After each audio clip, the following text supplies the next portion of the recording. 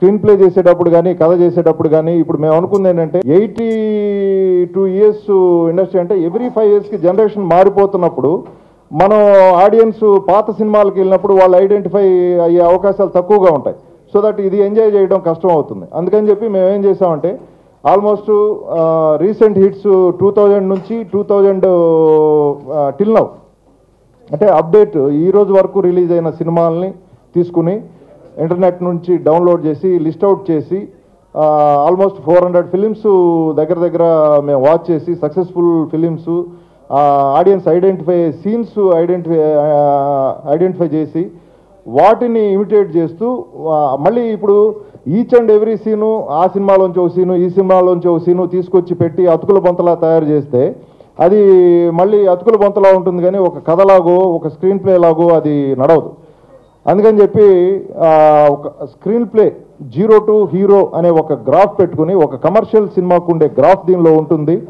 ఆ గ్రాఫ్ను పెట్టుకుని ఆ సీన్ అతని పర్సనల్ లైఫ్ ఏంటి, హీరో క్యారెక్టరైజేషన్ ఓరియంటెడ్గా వెళ్తుందండి. ఇది హీరో పర్సనల్ లైఫ్ ఏంటి, అతని లవ్ లైఫ్ ఏంటి, అతని ప్రొఫెషనల్ లైఫ్ ఏంటి, అతని ఫ్రెండ్స్ ఏంటి, ఇట్లాంటి ఎమోషన్స్ అన్నీ తీసుకుని వర్కౌట్ చేసిన సబ్జెక్ట్ ఇది. కథ ఉంటుంది దీనిలో, కథ లేకుండా ఉండదు, కథ ఉంటుంది, మనకు తెలిసిన కథే ఉంటుంది.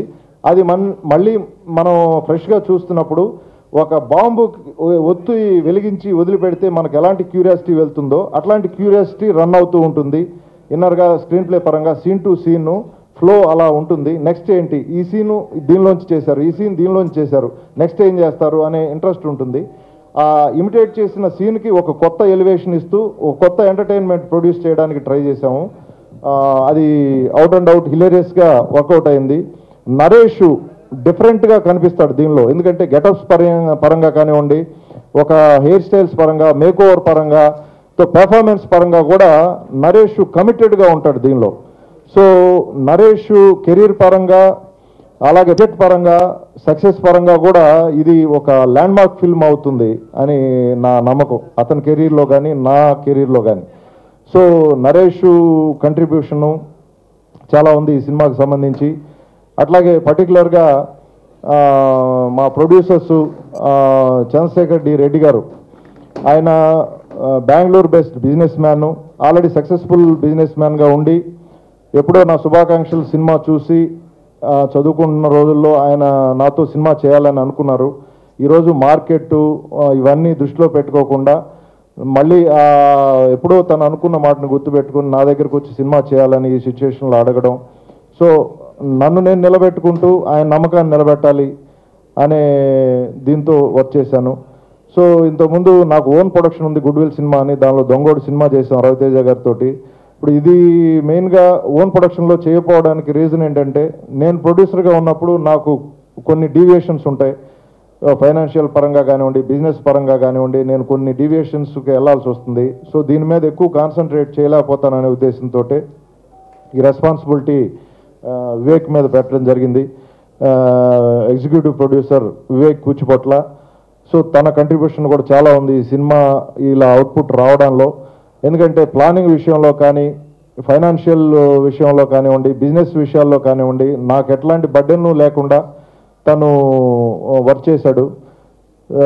సో వీళ్ళిద్దరి సహకారంతో, మా ప్రొడ్యూసర్ చంద్రశేఖర్ రెడ్డి గారి సహకారంతో, మా ఎగ్జిక్యూటివ్ ప్రొడ్యూసర్ వివేక్ గారి సహకారంతో ఇది ఎన్ని అవుట్పుట్లు ఎదుర్కొన్నా కూడా ఫైనల్గా అవుట్పుట్ని బెస్ట్ అవుట్పుట్ తీసుకురాగలిగాం. సో ఒక 4-5 టెక్నీషియన్స్, మంచి టెక్నీషియన్స్ ఈ సినిమా ద్వారా బయటకు వస్తారు. అలాగే విజయ్ ఉలగనాథన్ అని చెప్పి కెమెరామెన్, ఆయన చెన్నై, ఆయన యాక్చువల్గా institute student, DFT student, KV Anand గారి అసోసియేట్ ఆయన. సో ఆయన ఆల్రెడీ తమిళ్లో మలయాళంలో 2-3 సినిమాలు చేస్తున్నారు.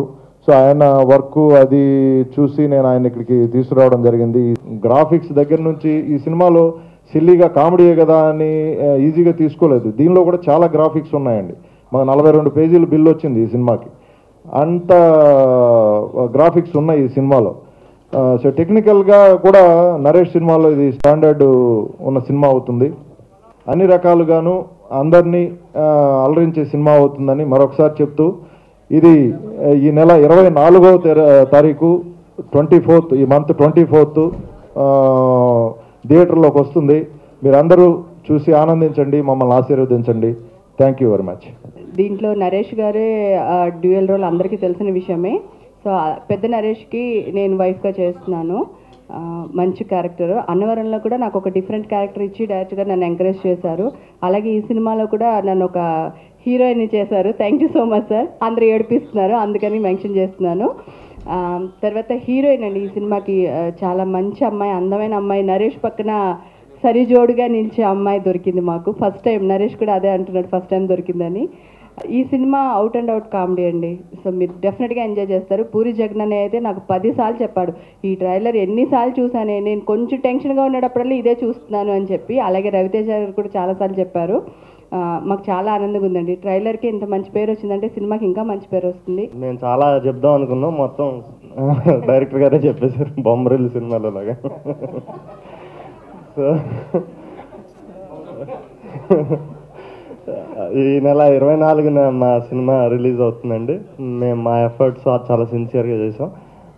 డెఫినెట్గా ప్రేక్షకుల నుంచి అదే స్పందన వస్తుందని ఆశిస్తున్నాం. Thank you very much. Media వారందరికీ చాలా థ్యాంక్స్. ఆడియో రిలీజ్ అయింది, టెన్షన్ పెరిగింది, యాక్చువల్లీ తగలదు. అప్పటి నుంచి ట్రైలర్కి మంచి రెస్పాన్స్ వచ్చింది. ఆ తర్వాత దానికి రీచ్ అవ్వాలంటే రీ రికార్డింగ్లో చాలా కష్టపడాలని అర్థమైంది.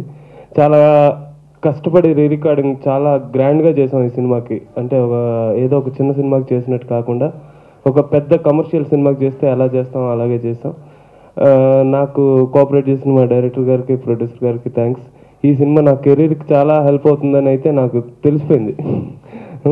సో మీ అందరి ఆశీస్సులు అందిస్తారని. 24న సినిమా రిలీజ్ అవుతుంది.